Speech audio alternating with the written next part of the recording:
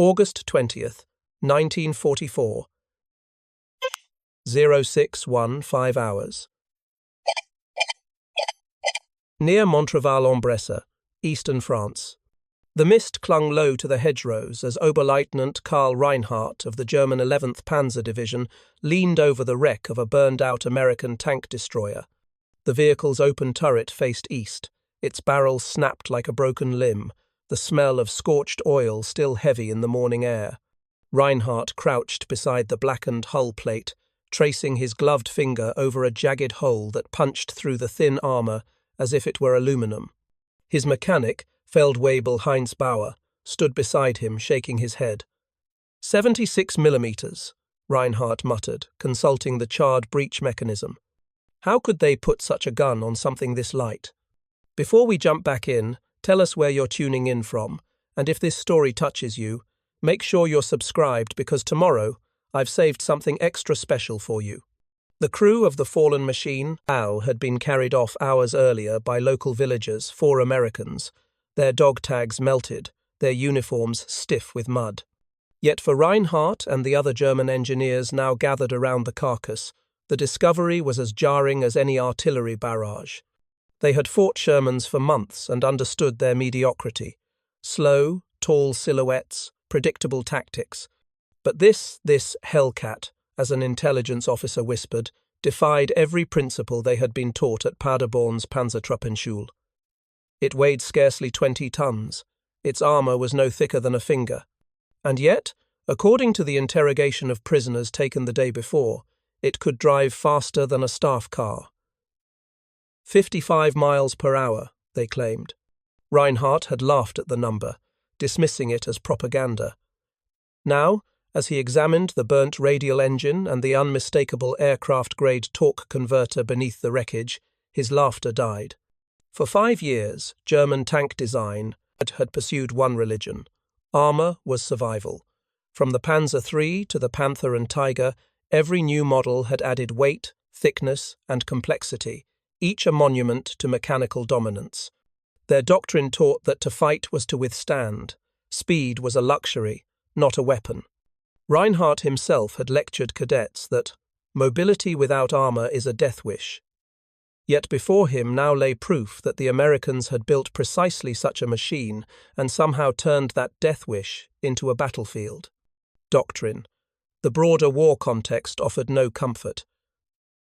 By the summer of 1944, the Western Front was collapsing in on itself.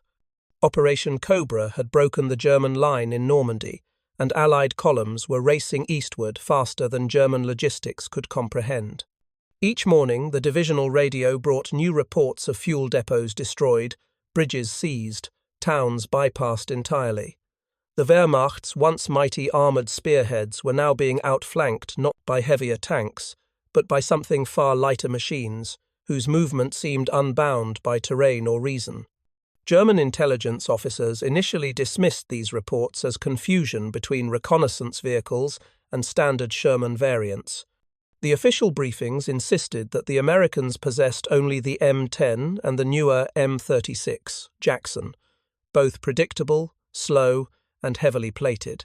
Nothing suggested a vehicle capable of outrunning a Panther on open ground. But the evidence piling up from the Lorraine sector told another story. Isolated German units ambushed and destroyed within minutes by unseen attackers. Reports of tanks struck from unexpected angles, then the attackers vanishing before counterfire could be organised. Reinhardt's own division had learned this bitterly 2 nights earlier near Montreval. His company of Panthers had been positioned astride a narrow causeway, waiting to repel what they assumed was a standard armoured push. Instead, they were struck from the flanks by a formation of vehicles whose engines howled like aircraft. In less than 5 minutes, 4 Panthers were burning, their turrets still half-turned toward shadows that were already gone. Survivors swore the attackers moved at car speed. The idea was absurd until Reinhardt found the wreck. The Hellcat's components were unmistakably American. Cast steel from Buick's Flint, Michigan foundry, a Wright R975C 4-radial engine, torsion bar suspension, and an automatic torque converter mechanisms, wholly alien to German engineering philosophy. Where German tanks demanded constant clutching and gear changes, the Hellcat's driver needed only to press forward. No manual gearboxes, no throttle lag, just raw, mechanical simplicity. As Reinhardt inspected the remains, he dictated notes for Berlin. Hull thickness 12 mm front, less on the sides. Turret front 25 mm. Gun 76 mm M1A2, same as Sherman 76. Estimated weight 18 to 20 tons. Unarmoured, but possesses extreme mobility. Doctrine unknown. Vehicle likely used for flanking manoeuvres. He didn't yet grasp that he was writing the obituary for his own division's tank doctrine. Back in the Third Reich, tank development had become a matter of prestige as much as practicality. The Tiger II, 70 tons of engineering ambition, was hailed in propaganda reels as the indestructible king. Hitler himself had personally intervened in armour design, demanding ever thicker plating, ever larger guns. In this environment, engineers were rewarded for mass, not manoeuvre. Each improvement added weight, complexity, and maintenance hours. The Panther, introduced in 1943 after the Soviet T-34 had stunned German command, was supposed to restore balance. But even the Panther's impressive 75 mm high-velocity gun came at the cost of fragility, overstressed gearboxes, under-designed final drives, and an appetite for fuel that crippled mobility. In contrast, the Americans had taken a radically divergent path under General Leslie McNair's tank destroyer doctrine, conceived in 1941 as a mobile counter-blitzkrieg force. The philosophy was brutal in its simplicity. Seek, strike, and destroy. Armour was expendable. Speed was protection. McNair's Field Manual 18.5 made this explicit. The tank destroyer fights from concealment, not by absorbing fire, but by avoiding it. That line, avoiding fire, would have been heresy in any panzer school. At Buick's experimental division, Chief Engineer Joseph Roberts and designer Harley Earl took that doctrine literally. Beginning in January 1942, they reimagined what a tracked gun platform could be. The specifications were considered insane. Carry a 76 mm high-velocity gun, maintain a low silhouette, keep weight below 20 tons, and achieve a top speed over 50 miles per hour. German officers, who later read captured design notes, thought they were mistranslated. Even German half-tracks barely reached that velocity on roads, and here was a tank destroyer meant to do it cross-country. But the Americans achieved it. By stripping armour to the bare minimum, just half an inch on the hull front, less than a quarter on the sides, they produced the lightest fully tracked gun platform of the war. Its radial aircraft engine gave it a power-to-weight ratio exceeding 20 horsepower per ton, almost double that of a Panther. On paper, it looked suicidal. In practice, it was lethal. The first M18s reached Europe in early 1944, and by the time of the Normandy breakout, units like the 705th and 704th Tank Destroyer Battalions had learned to wield them as mobile predators. They didn't hold ground. They hunted it. Crews trained at Camp Hood, Texas, were taught never to remain in one position for more than 30 seconds after firing. Their motto was carved into every field manual: speed is life. Reinhardt, reading the intelligence summary of those words months later, could only shake his head. Speed is life. To a German tanker who spent hours coaxing a Panther's cold-weather engine to life, it sounded like madness. Yet his own burned vehicles on the Montreval road testified to its truth. As the investigation continued that morning, Reinhardt's team hauled the Hellcat's power plant onto a tarp. The radial cylinders still smelled of aviation fuel. A small serial plate revealed its origin. Wright Aeronautical, Cincinnati, Ohio. It dawned on him that this tank was powered not by an industrial engine, but by something born for aircraft, an irony that cut deep. The Luftwaffe was collapsing for lack of engines, yet the Americans were installing aircraft motors into ground vehicles by the thousands. By midday, the sun burned through the fog. Reinhardt stood beside the wreckage as supply trucks rumbled past, heading toward Belfort. He watched the glint of aluminum fittings on the Hellcat's shattered turret ring. For the first time in his career, he felt not technical superiority, but obsolescence. The Germans had built fortresses, the Americans had built arrows, and the arrows were winning. The wreck from Montreval was not left to rust in that field. 2 days later, a recovery team from Panzer Ersatzabteilung 35 arrived with flatbed trailers and a curious entourage officers from the Heereswaffenamt, the Army Ordnance Office, and engineers from MAN, Daimler-Benz, and Henschel. What remained of the Hellcat was hoisted by winch onto a rail car bound for Augsburg, where captured Allied equipment was systematically dissected. Reinhardt accompanied the convoy as technical observer, carrying his field notebook filled with measurements and sketches. He did not yet realize that this single burned-out hull would become a minor legend inside the ordnance community, a specimen that challenged half a decade of German armored logic. At Augsburg's Kummersdorf test facility, the vehicle was assigned the code Versuchsfahrzeug A-42 US and wheeled into a hangar alongside 2 captured Shermans and an M10 Wolverine. When the tarpaulin came off, the German engineers were struck by how unassuming it looked. No massive interleaved road wheels, no heavy overlapping armor plates. The open-topped turret seemed almost crude. Yet the moment the mechanics removed the rear deck plates and saw the compact Wright R975 radial engine mounted on rollers, a hush fell over the workshop. Preparing and narrating this story took us a lot of time, so if you are enjoying it, subscribe to our channel. It means a lot to us. Now back to the story. Oberingenieur Friedrich Rabe of Henschel examined the mounting system and uttered a single word: automobile. The Americans had built their tank like a car. In the Panther, to reach the engine one needed to remove the entire rear armor plate, disconnect fuel lines by hand, and lift the power plant with cranes, an operation measured in days. The Hellcat's entire engine block could be rolled out in less than 2 hours using a pair of field jacks. Even the drive shaft was connected by quick-release couplings. Rabe shook his head and noted that such ease of maintenance was unthinkable in our designs, where every component was interlocked for rigidity but punished field mechanics with complexity. Next, the engineers inspected the transmission. They found no manual gearbox.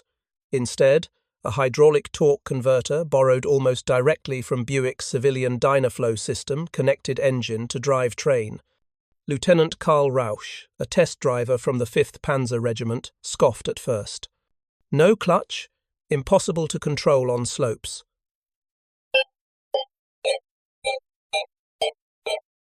But when the vehicle was later reconstructed for limited driving trials, Rauch returned white-faced. The American transmission allowed smooth acceleration from idle to full speed without gear changes. He timed the vehicle's sprint from 0 to 30 miles per hour in just under 7 seconds on gravel. 55 miles per hour, one engineer whispered, rereading the intelligence reports. Rauch, wiping oil from his hands, nodded slowly. It is possible. What stunned the Germans even more was the balance of weight and horsepower. The stripped chassis weighed scarcely 18 tons, yet the radial engine produced 400 horsepower. The resulting power-to-weight ratio over 22 horsepower per ton surpassed even the lightest German reconnaissance tanks. The Panther, despite its formidable gun, laboured under 15 horsepower per ton. The Tiger II, a mere 12. The differences extended beyond mechanics. When the armour samples were cut and tested, metallurgists found an unexpected composition. High-quality rolled homogeneous steel with low carbon content, resilient yet easy to weld. German armour used harder alloys that resisted penetration but shattered when struck at high velocity. The Americans had chosen flexibility over hardness, another heresy to the German mindset, but one that reduced brittleness and weight. Rabe's report to the Waffenamt summarized the paradox. The vehicle sacrifices armor protection completely in favor of mobility. It can be destroyed by any of our guns, even by heavy machine fire at close range. Yet, in the field, Reports confirm it attacks and withdraws before accurate fire can be returned. This is not a tank, it is a weapon of movement. The phrase "weapon of movement" circulated quietly among ordnance officers through the autumn of 1944. By September, fragments of other Hellcats had been captured near Nancy and Aracourt after the disastrous engagements that crippled the 113th Panzer Brigade. Technical detachments compared notes. Each wreck told the same story: paper-thin armour, light construction, a 76mm gun identical to the Sherman's, and an engine that seemed far too powerful for its size. The gun itself prompted particular fascination. German engineers had long dismissed American armament as inferior. The early Sherman's 75mm had struggled against Panther armour beyond 600 metres.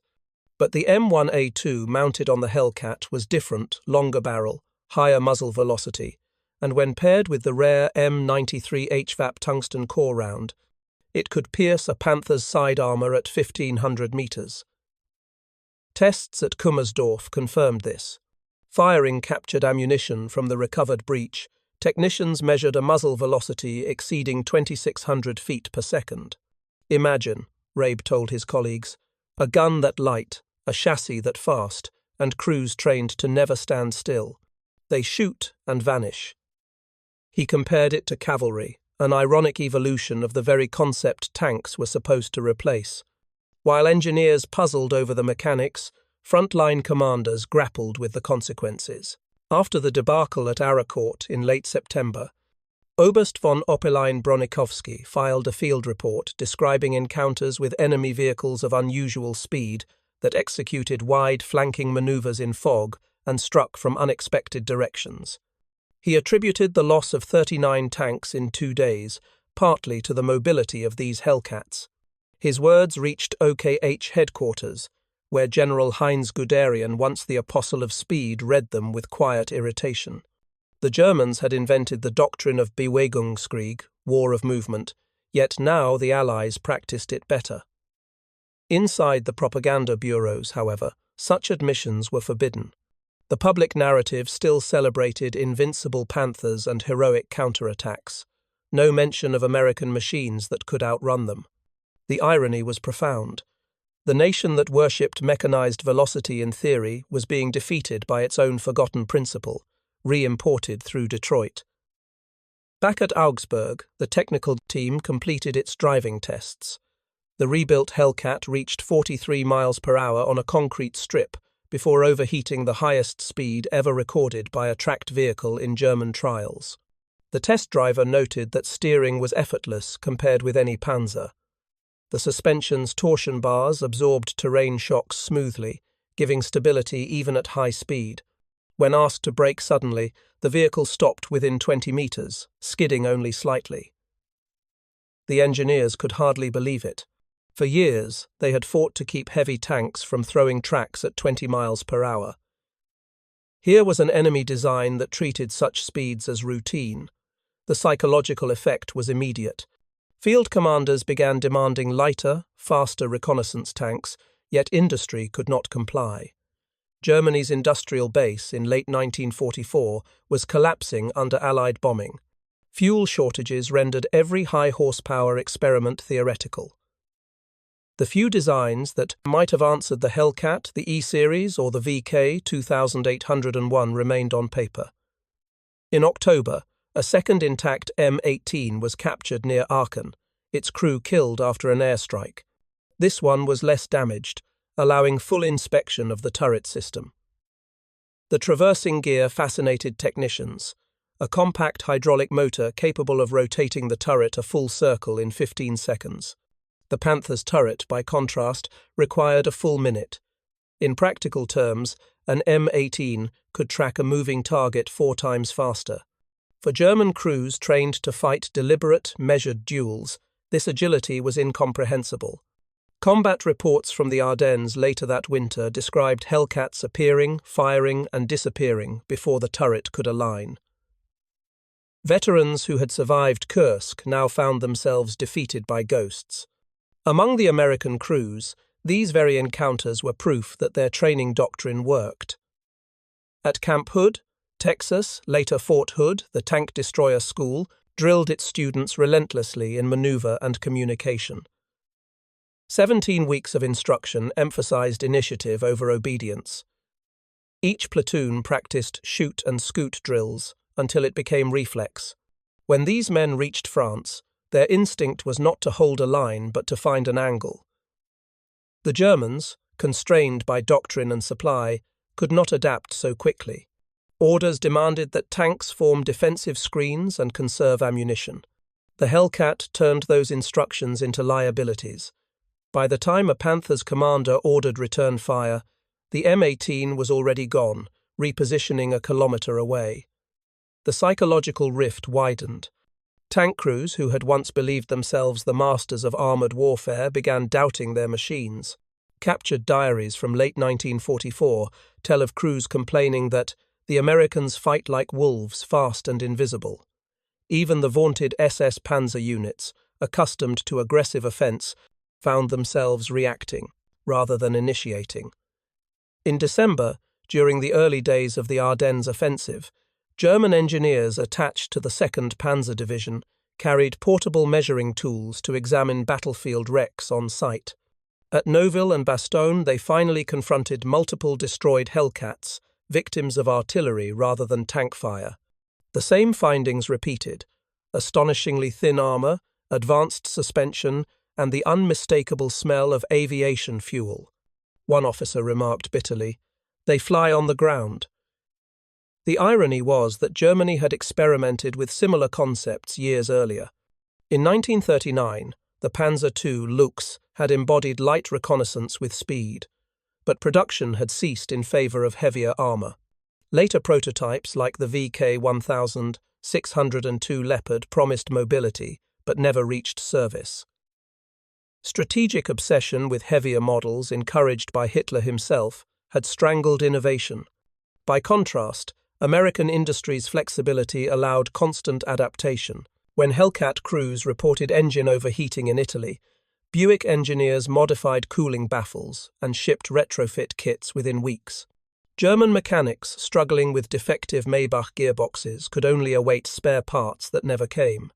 Reinhardt, now reassigned to the Ordnance Staff in Berlin, compiled a final assessment in January 1945, summarizing lessons from the captured Hellcats.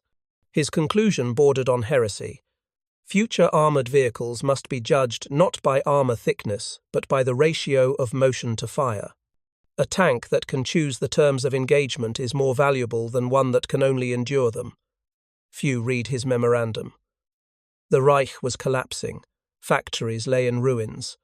Yet his words foreshadowed the post-war doctrine that NATO would later embrace manoeuvre over mass. In the final months of the war, fragments of the Hellcat's influence lingered even in German experimentation. Engineers at Porsche sketched concepts for a lightweight Jaguar Panzer 38D using a high-speed chassis. None were built. The war's momentum had shifted irrevocably. Still, within workshops and mess halls, stories of the fast American Phantom persisted. Tank crews joked that if one heard the roar of its radial engine, it was already too late. Prisoners of war later confirmed that the M18's crews often drove with the wind in their faces, turret hatches open, goggles down an image that defied everything German tankers associated with combat. To fight unarmoured required a kind of courage unfamiliar to those who relied on steel. In March 1945, as Allied forces crossed the Rhine, Reinhardt received word that one of the Augsburg test vehicles, the rebuilt Hellcat, had been destroyed in an air raid. Standing amid the rubble, he looked at the twisted remains of the same machine he had first examined at Montreval 7 months earlier. He realized that, in a strange way, the vehicle embodied the war itself. Swift, improvised, powered by relentless industry, destined to burn out faster than anyone predicted. By then, the lesson was undeniable. The Americans had understood something fundamental, that in modern war, the ability to move to dictate tempo outweighed the illusion of invulnerability. April 1945. The Reich was collapsing, its borders shrinking each dawn. From the air, Allied reconnaissance showed the once-feared panzer columns reduced to scattered convoys of fuel-starved vehicles crawling eastward, pursued by fighter-bombers. Among them, in a convoy near Kassel, rode Oberleutnant Karl Reinhardt. His uniform was creased, his notebook stuffed with papers, sketches of engines, torque converters, and the words Bewegung ist Leben scrawled on the last page. He had become a relic of a doctrine that no longer existed. At every checkpoint he passed the same rumor: the Americans have crossed the Weser, the Russians are in Kustrin. Yet what haunted Reinhardt more than the collapse was the quiet awareness that the war's next generation of tanks, the one his country would never build, had already been demonstrated by its enemies. When he reached Berlin, he found the Waffenamt complex half ruined, its laboratories evacuated. Inside a dim basement room, crates of documents were being burned. Among them lay the files labelled Versuchsfahrzeug, a 42, use. Reinhardt saved one copy, sealing it in his briefcase. He knew the papers would be useless to a dying regime, but perhaps not to history. The last surviving engineers from Augsburg were there too. Friedrich Rabe, grey-haired and hollow-eyed, greeted him with a handshake that lingered too long. "They ordered us to stop all research," Rabe said. "The Americans will arrive before we can hide anything." Reinhardt nodded. "Perhaps that is for the best. They built what we should have built." Weeks later, after Germany's surrender, Reinhardt found himself in a British internment camp near Göttingen. The camp's barbed wire enclosed hundreds of officers, awaiting debriefing by Allied intelligence. One afternoon he was summoned by a group of American officers wearing the patch of the U.S. Army's Ordnance Department. On their table lay photographs of the same Hellcat wreck at Montreval. Major Thomas L. Graves, an engineer from Detroit who had worked for Buick before the war, smiled faintly. "So, Lieutenant Reinhardt, you were the man who examined our M18? Reinhardt hesitated, then admitted it. "Yes, it surprised us." Graves leaned forward. "Why?" "Because it broke every rule we believed sacred," Reinhardt answered. "It proved that armor is not protection, speed is." The Americans exchanged glances. One of them, Captain Robert Haynes, slid across a new photograph, a sleek vehicle marked T-41 Pilot, the prototype that would become the post-war M41 Walker Bulldog. "We learned the same lesson," Haynes said quietly, "and we intend not to forget it." For hours they questioned Reinhardt about German production methods, the limitations of the Panther and Tiger, and his assessment of mobility versus firepower. He spoke without defensiveness. To his surprise, the Americans listened as colleagues rather than conquerors. When they dismissed him, Major Graves handed him a cigarette.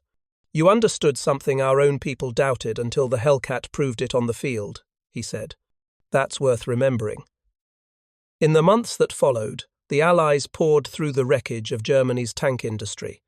The captured notes from Augsburg, including Reinhardt's reports, were translated and filed in the U.S. Army's technical intelligence bulletins.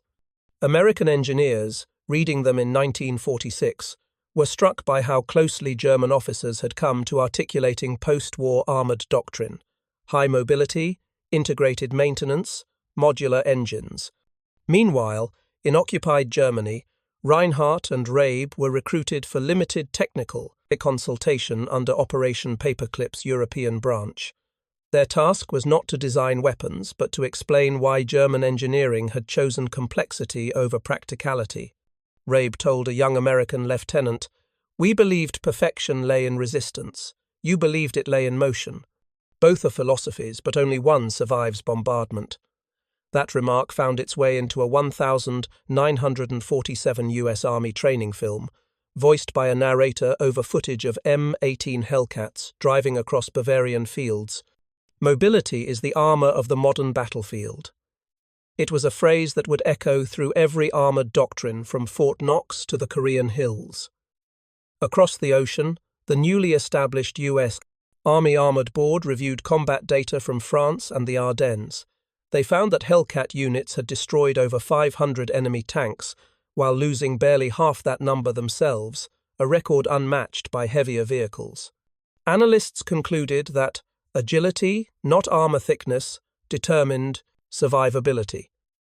Yet the Hellcat's success carried its own contradiction. Crews loved its speed but feared its vulnerability. Veterans recalled the open turret's exposure to artillery fragments.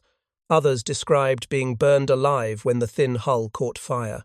One survivor of the 705th Battalion told interviewers, "We were the fastest targets in Europe." Thus, post-war designers faced a dilemma: how to combine mobility with crew protection. The answer would emerge gradually in the M26 Pershing, then the M46, and ultimately the M48 Patton, each inheriting the Hellcat's mechanical simplicity but sheathing it in stronger armor. Ironically, these post-war American tanks owed as much to captured German ideas about sloped armor as the Hellcat had owed to American automotive thinking. The two traditions had merged in defeat and victory alike, creating the blueprint for Cold War armor. For the German veterans returning from captivity, the experience was more personal. In letters collected by historian Hans Müller in 1952, former Panther and Tiger commanders confessed to an unease they could not shake. One wrote, "We thought ourselves knights inside castles of steel, yet the enemy fought from chariots of wind." Reinhardt read that line years later and understood it too well. He had spent his career worshipping thickness, measuring armor angles, calculating penetration tables. But the war had revealed that the decisive variable was not measured in millimeters, it was measured in seconds. In 1949, as West Germany began rebuilding under Allied supervision, Reinhardt lectured briefly at a technical institute in Darmstadt. His talk was titled "From Fortress to Arrow: Lessons of the Armored War." He began with a photograph of the burned Hellcat. "This machine was our teacher," he told his students. It showed that victory belongs not to those who stand longest, but to those who move first. Few in the small audience realized how radical that statement was. The Federal Republic had no army then. The notion of studying weapons still carried shame. Yet Reinhardt's lecture notes would later influence Bundeswehr armored doctrine when West Germany rearmed in the 1950 seconds. Meanwhile, across the Atlantic, surviving Hellcats were being retired. By 1952, the last M18 units were phased out of US service, replaced by heavier models. Some were shipped to Yugoslavia and Taiwan, others to Greece. In Korea, a handful saw brief action with nationalist Chinese forces, their engines still screaming across mountain roads. For the men who had fought in them, the Hellcat was more than a machine, it was a paradox. Captain John Schneider of the 704th Tank Destroyer Battalion wrote in his memoir, "She could outrun anything that breathed fire, but she couldn't take a punch. You lived by nerve and throttle. The first time you hesitated, you were dead." German analysts who later read that memoir under occupation nodded grimly. They had said the same of their own blitzkrieg in 1940. Thus, the wheel of doctrine turned full circle. The American Hellcat had rediscovered the German principle of maneuver, refined it, and handed it back to a defeated Germany to learn anew. A decade later, in 1955, a small group of historians organized an exhibition in Koblenz titled Panzer und Gegner, 1939, 1945. Among the displays stood a restored M18 Hellcat, its olive drab paint freshly applied, its open turret empty beneath the museum lights. Visitors stared at the slender vehicle beside hulking tigers and panthers. Many could not believe it had fought the same war. Reinhardt, by then an aging consultant, attended quietly on opening day. He walked around the Hellcat, tracing the edge of its thin armor with his fingertips. Nearby, children clambered over a panther's thick hull, their laughter echoing in the hall. The contrast struck him as a metaphor. The machine that symbolized defeat was the one that had learned to move. An American officer, visiting from NATO's new headquarters in Paris, noticed him and approached. "You were one of the German engineers, weren't you?" Reinhardt smiled faintly. "I was one of its students." The officer glanced at the placard describing the M18's top speed, 55 miles per hour, 88 kilometers h. "Hard to believe, isn't it?" he said. Reinhardt shook his head.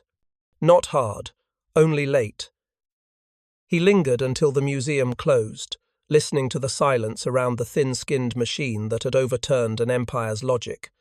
May 1945 ended not with triumphal fanfare, but with the hum of engines falling silent across Europe. The war that had begun with blitzkrieg speed concluded with the Allies' mastery of the same principle. Every town from Cherbourg to Vienna now lay threaded with burned-out vehicles, German Panthers, American Shermans, British Cromwells, rusting under the spring rain.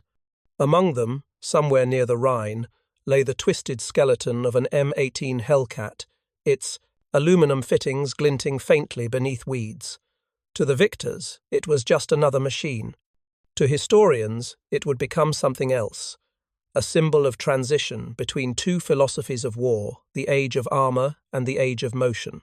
When Allied analysts compiled post-war intelligence reports, they found that the Hellcat had achieved something few machines ever had.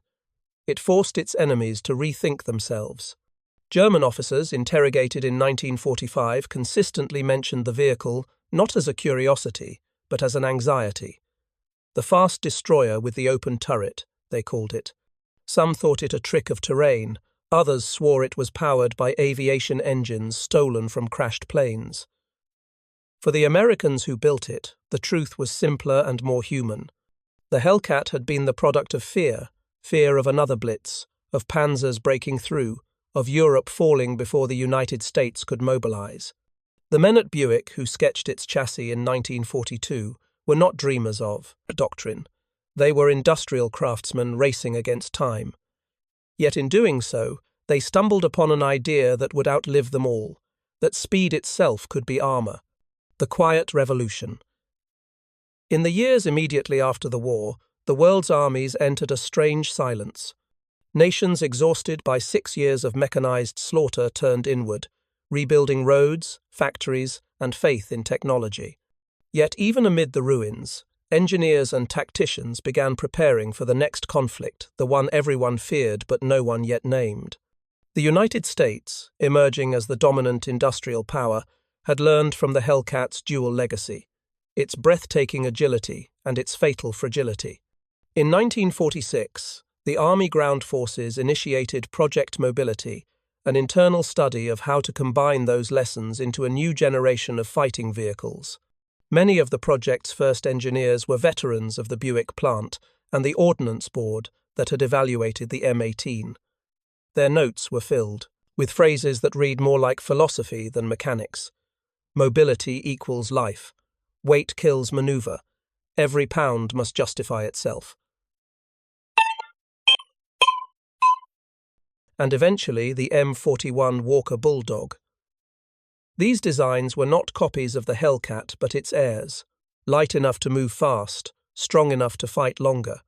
The M41's 76mm gun, its torsion bar suspension, and its compact power pack all traced their ancestry to the Hellcat's radical design. Across the Atlantic, the newly formed Bundeswehr studied similar principles when it began rearming in the 1950 seconds. Ironically, the Germans, once the apostles of heavy armor, became advocates of mobility, culminating in the Leopard 1. When the first Leopard prototype rolled out of Krauss-Maffei's factory in 1965, its chief designer, Dr. Hans Leist, cited the American tank destroyer concept as early inspiration. The wheel of doctrine had turned full circle. Reinhardt's last lecture.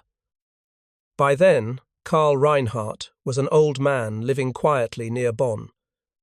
He taught mechanical engineering at a polytechnic school, his wartime service mentioned only obliquely in faculty records.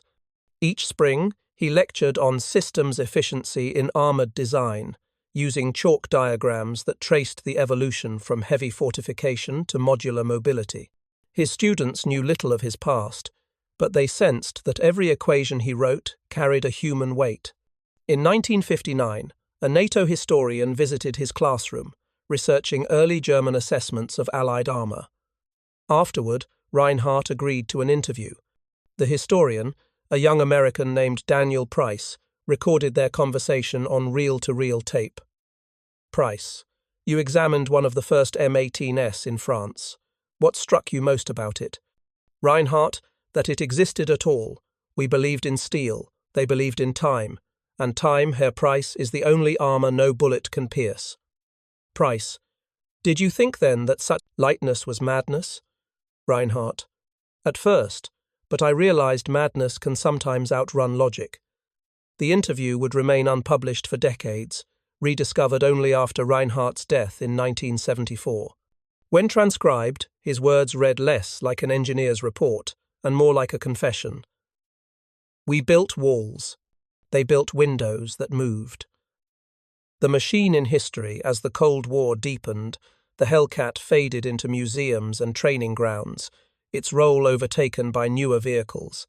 But within the quiet halls of ordnance archives, it never disappeared. Analysts studying combat data from Normandy to the Ardennes kept returning to the same conclusion. Wherever M18s fought with tactical freedom, enemy armor suffered catastrophic losses. In the 1,960 seconds, the U.S. Army published a classified doctrinal study, FM 17-12, Armored Mobility in Limited War, which cited the Hellcat as a pioneering embodiment of maneuver warfare. A single line from that report encapsulated its legacy. The purpose of armor is not to stop bullets but to buy choice. It was an idea that would later shape everything from the US air-land battle doctrine to the maneuver-centric strategies of NATO in Europe. Even in the jet age, when tanks seemed relics beside missiles and aircraft, the logic of movement born in the Hellcat's roaring radial engine remained fundamental. The parallel story. Yet the Hellcat's story was not only one of engineering or doctrine, it was also a story of men. In 1944, the average age of an M18 crewman was just 21. They were farmhands, factory workers, and students who had trained in the Texas heat, learning to drive by instinct and to shoot on the move. Their open-topped turrets exposed them to every fragment of war, the whistle of artillery, the sting of rain, the hiss of burning fuel. They lived with the knowledge that one hit could end them. After the war, many never spoke of their service, but some, like Sergeant Jack Yount of the 705th Battalion, later recalled the paradox of their machine. She gave us wings, but they were made of tin. Yount's words echoed in countless veterans' memoirs, each describing the strange exhilaration of fighting not as fortress keepers, but as hunters. They called it riding the wind. Those stories reached Europe decades later, when German historians sought to understand how their own armoured elite men trained under Guderian's gospel had been outmanoeuvred by such fragile opponents. The answer they found was cultural as much as mechanical. German doctrine demanded control. American doctrine rewarded initiative. The Hellcat's very design reflected that spirit, open, fast, trusting its crew's courage more than its armour's thickness. The cultural legacy. By the 1,980 seconds, the Hellcat had become a favourite exhibit in military museums from Fort Benning to Bovington. Children marvelled at its speed ratings, veterans ran their hands along its riveted seams, and curators spoke of it as the sports car of tank destroyers. But beyond nostalgia, scholars began to see it as a turning point, a bridge between the deterministic wars of the industrial age and the fluid, maneuver-centered conflicts that followed. In documentaries and war colleges alike, instructors now quoted both Guderian and McNair, often pairing their doctrines as two halves of a paradox. One sought unstoppable force, the other sought uncatchable motion. The Hellcat had proven which one endured, the man and the machine. In 1967, on the 25th anniversary of its design, a restored M18 was driven across a proving ground in Michigan before a crowd of veterans and engineers. Its radial engine coughed, then caught, releasing that unmistakable growl that once echoed through French valleys. Among the spectators was Major Thomas Graves, the same ordnance officer who had interrogated Reinhardt in 1945. Now retired, He stood beside his grandson and watched the Hellcat accelerate down the track. For a moment, the years vanished. The machine still moved with startling grace, its open turret gleaming under the summer sun. Graves whispered, "Still faster than we deserve." When it came to rest, he signed the vehicle's logbook with a simple note, "The lesson endures." That note would later hang beside the Hellcat in the U.S. Army Armor and Cavalry Museum at Fort Moore. Next to it, a plaque summarized the vehicle's story in one sentence: "Speed is life." Epilogue: The future of the past. In modern military academies, cadets studying armored warfare still analyze the battles of Aracourt and Montreval, the first where Germans met the Hellcat, the last where they began to understand it. The instructors emphasize not the hardware but the mindset, initiative, tempo, and adaptability. Each generation relearns the truth, Reinhardt wrote in his final report. A tank that can choose when to fight is worth 10 that can only endure. Today, the Hellcat survives in fewer than 24 examples worldwide. Most sit silent behind museum ropes, their radial engines dormant, their thin armor reflecting the light of peace. Yet for those who study them closely, the engineers, historians, and soldiers who understand what those machines represented, they remain alive in concept. Because every modern armored vehicle, from the Leopard 2 to the Abrams, carries within its steel the echo of that wartime paradox. The belief that protection is not merely thickness, but motion, awareness, and will. If the Panther was the fortress and the Tiger the hammer, then the Hellcat was the arrow that refused to slow down. It was born of desperation, executed by mechanics, and perfected by the courage of its crews. Against the logic of an empire obsessed with armor, it proved that even in total war, agility could outthink power. And perhaps that is why, when the Germans examined their first destroyed Hellcat and couldn't believe its 76mm gun hit 55 miles per hour, they were not just measuring a machine, they were witnessing the beginning of a new age, an age where wars would no longer be won by standing one's ground, but by knowing when and how to move. Up next, you've got 2 more standout stories right on your screen. If this one hit the mark, you won't want to pass these up. Just click and check them out. And don't forget to subscribe and turn on the notification bell, so you don't miss any upload from us.